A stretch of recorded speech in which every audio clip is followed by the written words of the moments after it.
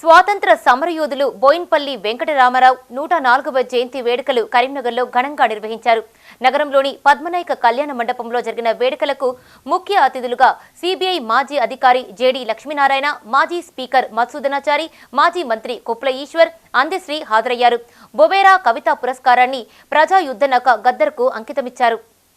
ఈ పురస్కారాన్ని గద్దర్ కుమారుడు సూర్యకిరణ్ దంపతులు అందుకున్నారు. నవసమాజ నిర్మాణానికి యువత ముందుకు రావాలని మాజీ సిఐడి ఆఫీసర్ జేడి లక్ష్మీనారాయణ అన్నారు.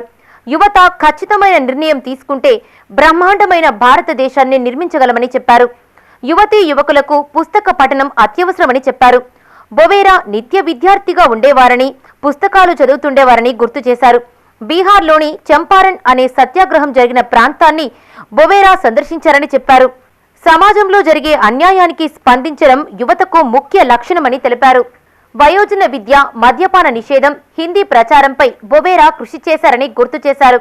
ఈ కార్యక్రమంలో మాజీ ఐపీఎస్ అధికారి జేడి లక్ష్మీనారాయణతో పాటు మాజీ స్పీకర్ మధుసూదనాచారి, మాజీ మంత్రి కొప్పుల ఈశ్వర్, ప్రముఖ రచయిత అందశ్రీ, బొవేరా సంస్థ అధ్యక్షుడు బోయిన్పల్లి హనుమంతరావు, గద్దర్ కుమారుడు, కోడలు, బొవేరా అభిమానులు తదితరులు పాల్గొన్నారు. బొవేరా గారి దినచర్య ఎలా ఉండేది వివిధ వయస్సులో అన్నది కూడా ఒక డిస్ప్లే ఇవ్వగలిగితే, ఎందుకంటే యువతను మనం ప్రోత్సహించాలి. ఎప్పుడు కూడా యువత ఇలాంటి వారిని చూసి వారు ఇన్స్పైర్ అవ్వాలి, వాళ్ళలో ఒక ఉత్తేజం కలగాలి. మేం కూడా ఎందుకు చేయకూడదు అన్న ఒక తపన వాళ్ళలో మనం కలిగించాలి. ఎందుకంటే భారతదేశంలో ఉన్నంత యువతరం ప్రపంచంలో ఎక్కడా కూడా లేదు. మన భారతదేశం యొక్క సరాసరి వయస్సు 29 సంవత్సరాలు.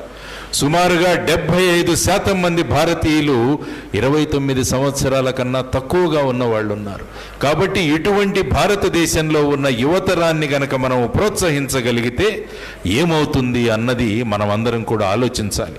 అటువంటి యువతరాన్ని ప్రోత్సహించి అటువంటి యువతరాన్ని ముందుకు తీసుకువెళ్ళగలిగే శక్తి మహానుభావులు బొవేరా గారి లాంటి వాళ్ళ ద్వారానే మన యువతరానికి ముందుకు వెళ్ళాలి అని నేను కోరుకుంటాను. కానీ యువతరం ఎటు వెళ్ళిపోతుంది అన్నది కూడా మనలో ఒక ఆందోళన కలుగు చేస్తుంది. అహింసో పరమో ధర్మం మరి బుద్ధుడు సిద్ధార్థుడే ప్రవేశపెట్టిండా, తదనంతరం గాంధీ ఈ దేశ స్వాతంత్రం కోసం దాన్ని అమలు చేసిండా అంటే కొద్దిల లోతులకు పోయి చూస్తే నా దేశ అంటే వేదాంతాల నుంచి, ఉపనిషత్తు ధర్మాల నుంచి దాన్ని తీసుకొని ఈ దేశ శాంతి కపోతాలను రక్షించుకోవడానికి ప్రవేశపెట్టిన గొప్ప, ప్రపంచమే తలదిప్పి చూసేలా చేసిన శాంతి మంత్రం బుద్ధుని కంటే ముందే అక్కడ ఉపనిషత్తు కర్తలు ప్రసాదించిన భిక్షది. దానికి ఆ కాలానికి శరణాగతి చెప్పుతూ దాన్ని ఆచరించిన గాంధీ. తదనంతరం గాంధీని చదువుకున్నాను, కాస్తో కూస్తో పెద్దలు చెప్పుతుంటే కూడా విన్నాను.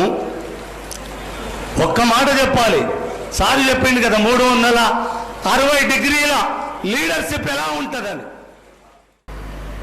గద్దర్ గారు అంటే హనుమంతరావు గారు ఈరోజు బొవేరా గారి స్మారక పురస్కారాన్ని స్వర్గీయ గద్దర్ గారికి, వారి కుటుంబానికి ఇవ్వడం అనేది చాలా మరణానంతరం ఇస్తున్నటువంటి ఈ కార్యక్రమానికి విచ్చేసినటువంటి వారి కుటుంబ సభ్యులకు, సూర్యం గారికి, వారి సతీమణి గారికి. గద్దర్ గారు మీ అందరికీ కూడా తెలుసు, మేము కూడా యూనివర్సిటీలో చదువుకునేటువంటి రోజుల్లో వ్యక్తిగతంగా నాలో ఈ సామాజిక చైతన్యం, స్పృహ కలిగింది అని అంటే దానికి స్ఫూర్తి గద్దరన్న అనేటువంటి విషయాన్ని చెప్పుకోవడానికి సంతోషిస్తూ, సోదరులు పృథ్వీ గారు, ఐలయ్య గారు, వేదిక పైనటువంటి పెద్దలందరికీ, కార్యక్రమానికి విచ్చేసినటువంటి